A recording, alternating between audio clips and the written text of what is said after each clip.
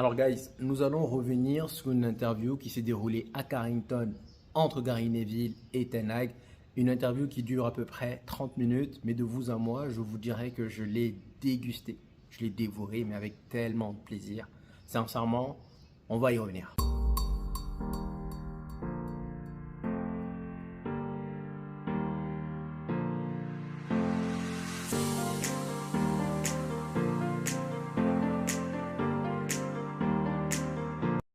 Alors guys, déjà pour commencer, petite parenthèse, la dernière fois je vous disais que j'avais fait une vidéo avec un invité, donc il y avait Monsieur Raoul qui était passé me voir à Lomé, on a fait une vidéo ensemble, je devais la poster hier, mais je vous avouerai que hier je suis rentré chez moi à Niamey, home sweet home, que ça fait plaisir d'être à la maison. Donc franchement je suis rentré fatigué et j'ai pas eu le temps de faire le montage, donc je pense que je vais traiter ça et la publier probablement demain. Maintenant, faut savoir aussi que cette vidéo a été tournée avant l'interview qui a eu lieu et donc peut-être que certains paramètres peuvent changer. Donc pour revenir à l'interview, donc c'était une interview entre Gary Neville et Ten Hag et déjà je vais vous dire qu'il y a deux Ten Hag. Il y a un Ten Hag que je vois régulièrement ces derniers temps en tout cas, avec un visage fermé, un peu sur la défensive, qui est là, qui sort les crocs. Et j'ai trouvé ce Ten Hag là avec Gary Neville dans les locaux de Carrington, vraiment visage ouvert, vraiment dégagé. Le même Ten Hag que j'avais l'habitude de voir l'année dernière. Et déjà ça c'est un point très important. Vous savez, quand on parle de communication, ce n'est pas simplement dans les mots, c'est aussi dans le langage corporel, dans la facette du visage. Il y a plusieurs détails. Et j'ai trouvé vraiment ce Ten Hag relâché, détendu, comme si je dirais on lui avait annoncé une bonne nouvelle entre temps. On va y revenir plus tard. Alors, pourquoi je dis brillantissime? Parce que j'ai trouvé que les questions de Gary Neville étaient tellement pertinentes. Parce que ce sont des questions que moi j'aurais aimé poser à plusieurs reprises. Et je dis brillantissime parce que il est revenu sur plusieurs points. Il est revenu notamment sur le fait que, sur la cellule de recrutement, en disant une question importante, quand Van Gaal est arrivé, on a vu comment il souhaitait jouer. On a vu son style de jeu avec l'Ajax, on l'a vu un peu cette patte. Maintenant, Ten Hag avait dit récemment qu'il ne pouvait pas le reconstruire, reconstituer donc le même style de jeu à United. Et il lui a demandé pourquoi. Première bonne question. Ten Hag a répondu simplement parce que là, dans ce cas-là, il va falloir parler de recrutement. C'est-à-dire que là, je n'ai tout simplement pas les bons ingrédients. Ça veut dire ce que ça veut dire, guys. Vous pouvez ne pas être d'accord avec moi, mais cette phrase, elle est cruciale. Pourquoi? Parce qu'il dit qu'en fait, si vous voulez que... je pense qu'il avait dit, mais pas aussi expressif, c'était pas aussi ouvert. Donc il dit, si vous voulez que je reproduise le jeu de l'Ajax, il faudrait donc parler de recrutement. À l'heure actuelle, je n'ai pas les éléments, bien que j'ai des bons joueurs. C'est-à-dire qu'il n'est pas en train de dénigrer les joueurs qu'il a, mais il explique que pour adhérer à la philosophie de l'Ajax, il n'a pas cette facilité-là. Et ce que je dis toujours, en réalité, c'est ce que je dis toujours, et ce que je lui reproche quelque part. Comment ça se fait que Bruno Fernandes et Rashford, les gars, ce sont de bons joueurs, on est tous d'accord. Mais je répète, vous allez peut-être me dire que c'est le système de jeu, ce sont des joueurs de transition. Bruno Fernandes, c'est un joueur qui va faire des bams et tu vas aller courir la chercher. Il excelle dans cet exercice. Rashford, pareil. Maintenant, quelqu'un qui a une vision, une philosophie de possession, ne peut pas jouer avec ses joueurs. Et ce qui m'embête un peu avec Ten Hag, c'est que il y va quand même avec ses joueurs. Et c'est là où c'est important parce qu'il explique qu'en réalité, il n'est pas content de ce qu'il a. Il n'est pas content du jeu, il est frustré, il n'est ni content du jeu, ni satisfait des résultats, ni satisfait même de la tactique. Mais il explique que nous sommes dans un club où il doit gagner. Et ça, j'ai trouvé ça masterclass. Parce que, en gros, en réalité, nous devons gagner, nous devons trouver donc les solutions pour gagner coûte que coûte. C'est-à-dire que même si je n'ai pas les bons outils, même si j'ai les outils défectueux, même si je n'ai pas la qualité de ce que je recherche, je dois trouver un moyen pour gagner. Et en gros, c'est ce qu'il est en train de faire. Et je sais que je l'ai critiqué énormément. Moi, de toute façon, je l'ai dit, hein, les gars, je ne suis pas en train de retourner ma veste, mais je vous l'ai dit à plusieurs reprises. Moi, je suis un out, non pas par rapport à sa tactique, parce que je sais qu'il y en a une. On va y revenir dans une autre vidéo, mais je sais qu'il y en a une. Mais ce qui me dérange le plus, moi, chez Ten Hag, c'est son côté favoritisme. Ça, c'est quelque chose que je n'apprécie pas. C'est un point. Après, comme on dit, personne n'est parfait. Tout le monde a ses défauts quelque part. Mais ce point-là, pour moi, en termes de manager, parce que là, je le juge en tant que manager, ça ne peut qu'être défectueux. Ça ne peut être que quelque chose qui ne marche pas. Encore et encore et encore. Donc, en gros, il explique qu'il n'a pas les bons outils, mais il a United. Les fans s'en foutent. Et j'ai aimé encore cette partie-là où il dit les fans s'en foutent en réalité. Les fans s'en moquent du fait qu'il y a des blessés, du fait qu'il n'y a pas les bons joueurs, du fait qu'il n'y ait pas les bons outils. Les fans s'en moquent. Ce qui intéresse les fans, et ça il a raison, en tout cas dans la majorité des cas, c'est les résultats.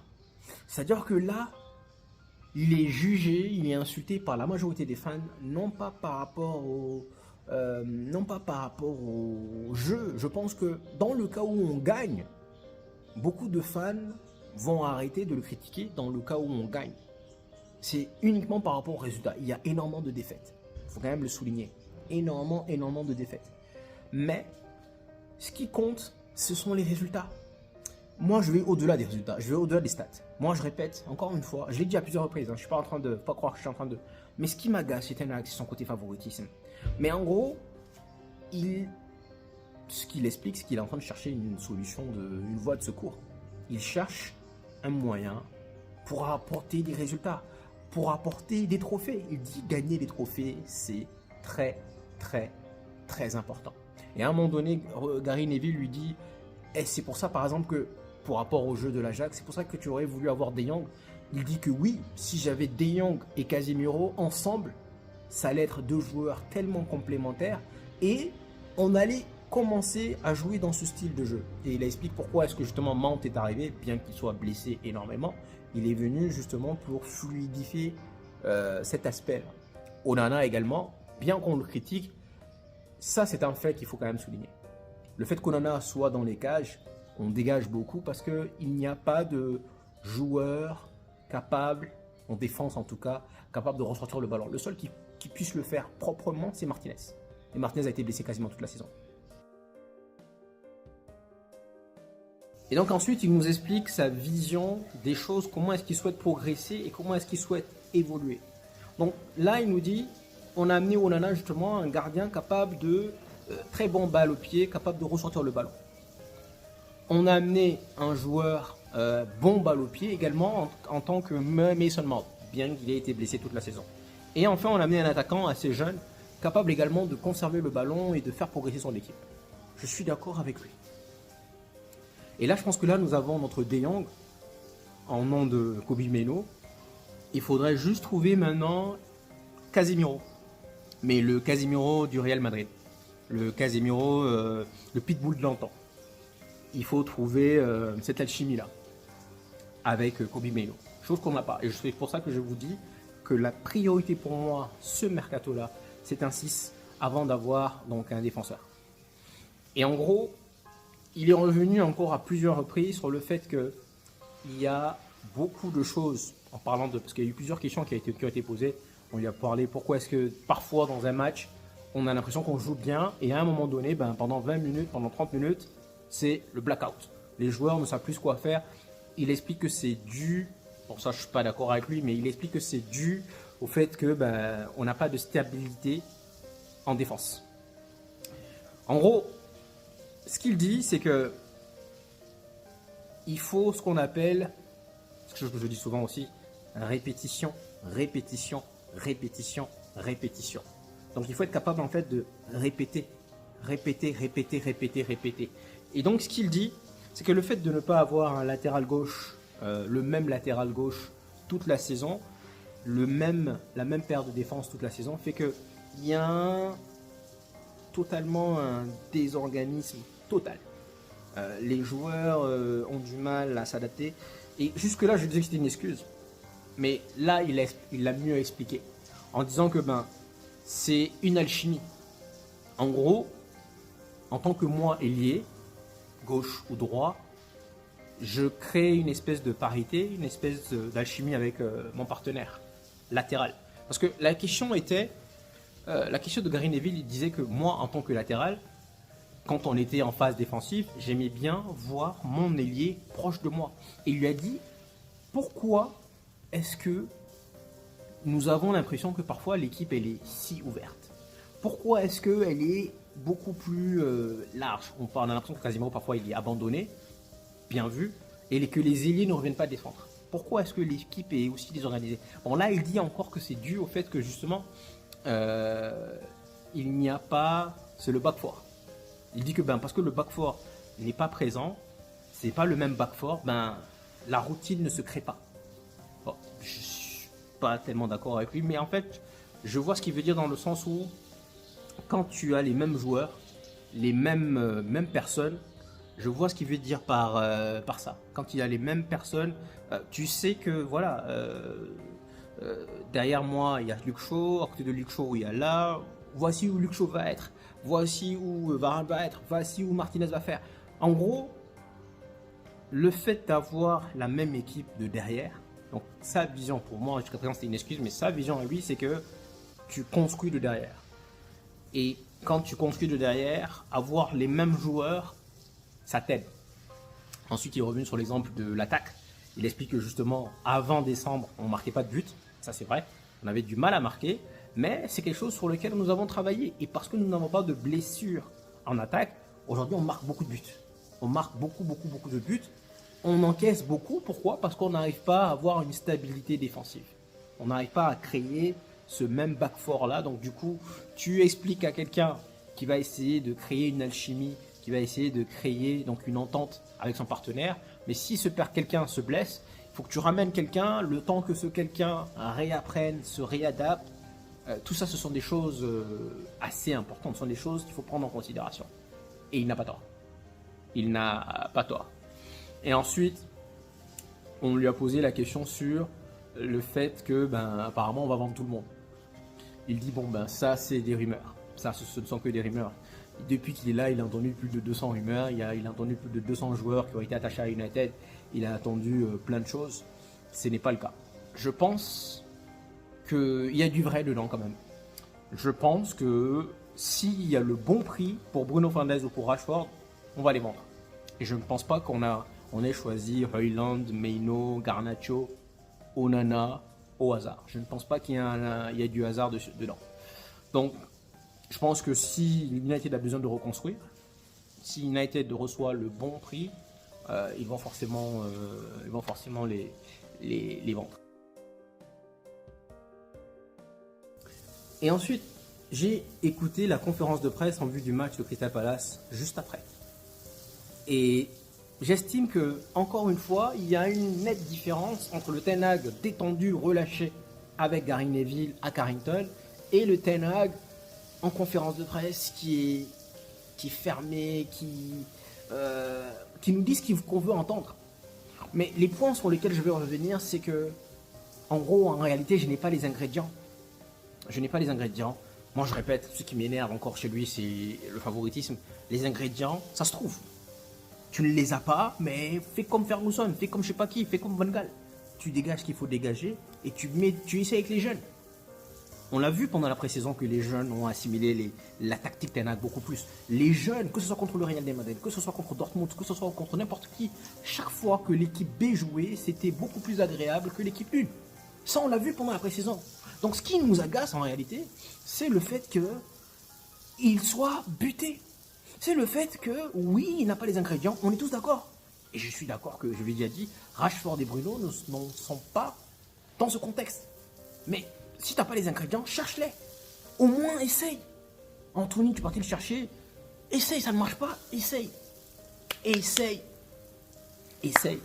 Il est revenu aussi sur le fait que lui et Wilcox parlent beaucoup. Mais on va refaire la partie conférence de presse plus tard. Dans une autre vidéo, je pense que ce sera je vais la faire demain ou dimanche.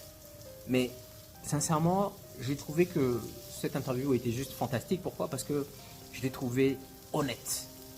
Il m'a moins frustré, j'ai aimé les réponses.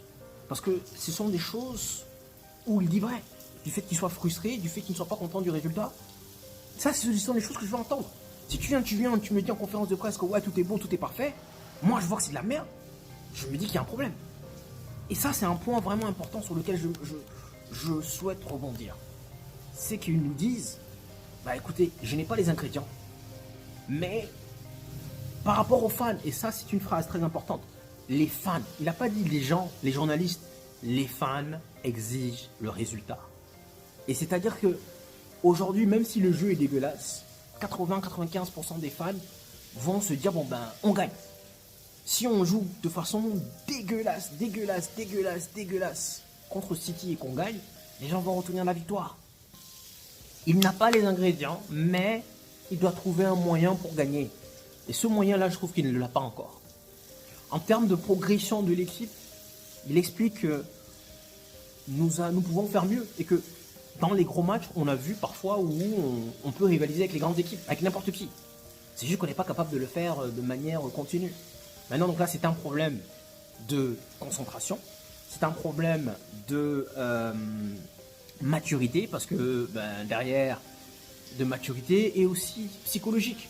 Parce que ces joueurs-là, ils paniquent tout de suite. Ça, ce n'est pas que Ten Hag. On l'a vu avec Mourinho, on l'a vu avec Van Gaal, on l'a vu tout de suite. Mais ce qu'il faudrait maintenant, c'est vraiment, ça ne marche pas avec ces joueurs, on les dégage. On y va avec d'autres. On y va avec d'autres.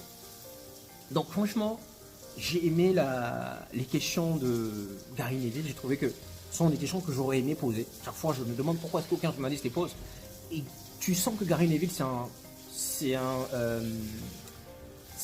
fan du club. Parce que tout ce que l'on ressent, il l'a demandé. En termes de recrutement, en termes de satisfaction, en termes de jeu, en termes de progression, en termes d'identité, en termes de vision. Tout ce qu'il fallait demander, il lui a demandé. Et là, il explique que là, on espère avoir donc d'autres recrues qui vont faciliter la tâche. Mais à plusieurs reprises, il est revenu sur le back four. Le back four, le back four, le back four. L'année dernière, il dit, on avait la meilleure défense de toute la première ligue. C'est vrai, c'est David Derek qui a gagné le Grand d'Or. J'ai oublié ce détail, moi. L'année dernière, on a gagné, surtout, on a gagné le truc. Cette année, le fait qu'il n'y ait pas de répétition, il n'y a pas d'alchimie, c'est parce que les joueurs changent perpétuellement. Et je sais que parmi vous, il y en a plein qui me l'ont souligné. Il y en a plein pro-Ten Hag qui me l'ont souligné à plusieurs reprises. Je le sais. C'est juste que vous voyez parfois, voilà, je me dis que, j'ai pris l'exemple de Brentford, je me dis que parfois, c'est pas une excuse. Mais visiblement pour lui, le fait qu'il le répète autant, visiblement pour lui, c'est une excuse. C'est important. Visiblement pour lui, quand son jeu qu'il veut mettre en place, que ce soit en termes de concentration, en termes de maturité, quand le back four n'y est pas, et Ferguson l'a toujours dit, une attaque te fait gagner des matchs, la défense te fait gagner des titres. Et c'est vrai qu'on a eu beaucoup de blessures. La question a été posée également, pourquoi à son avis on a tant de blessures que ça? Il a répondu, la faute n'a pas de chance. Moi je pense surtout que ces joueurs-là étaient dans un... Ces joueurs-là, et là je pointe du doigt des joueurs, étaient dans un confort où les mecs ne jouaient pas, ne couraient pas. Regardez Olé par exemple. Olé, les joueurs, à l'entraînement, il y en a qui faisaient, je crois que j'avais entendu parler, ils jouaient au ballon prisonnier. Olé était tellement limité, tellement nul, que justement aujourd'hui ça se reflète. On l'a vu sur Rangnick. Même Rangnick, quand il est arrivé, les joueurs ont essayé, mais ils ne pouvaient pas. Je pense qu'ils étaient vraiment dans une zone de confort global qui fait que maintenant, les entraînements sont plus intenses. Mais il faut que ce soit intense. Ça doit être intense. Si on veut matcher, si on veut attraper, si on veut rattraper City, Arsenal, Liverpool, on est obligé de passer par cette étape. Et je pense que donc, les blessures qu'il y a aujourd'hui, pour moi, c'est pas forcément à cause de Ten Hag. Au contraire, c'est parce que ces joueurs-là étaient dans une zone de confort. Ils étaient habitués à dormir tranquille. Et maintenant, c'est beaucoup plus dur. Ce qui fait que le corps n'était pas habitué. Ils étaient dans leur petit cocon. Et maintenant, ça dure. Et leur corps, leurs muscles ne sont pas habitués à ça. Il explique la faute à pas de chance. Et ce que j'ai aimé, c'est qu'il ne critique personne. Ni les Glazers. En parlant de recrutement, il explique qu'il arrive dans une nouvelle opération. La cellule n'est pas pareille qu'à l'Ajax, mais il doit s'adapter. Ça aussi, c'est quelque chose que j'ai aimé. Et franchement, je dis brillant parce que j'ai trouvé très honnête. J'ai trouvé vraiment détendu et surtout, il n'a pas cherché d'excuses. Parce qu'il nous a dit que oui, on est conscient du fait qu'on a beaucoup d'occasions. Mais encore une fois, il a pris l'exemple donc du fait qu'il n'y ait pas le back four. Il a parlé de l'exemple de maturité, mais il dit que c'est quelque chose sur lequel on va travailler. Ça, c'est quelque chose qui me plaît. C'est-à-dire que à partir du moment, et ça c'est le Ten Hag de l'année dernière. Le Ten Hag de l'année dernière, quand il y avait un problème, il arrivait et tu disais qu'il y a un problème, mais on va travailler dessus. Ça, c'est quelque chose qu'on veut entendre. Mais à partir du moment où tu viens, tu nous dis il y a un problème, mais pour moi c'est pas un problème. Là, c'est problématique.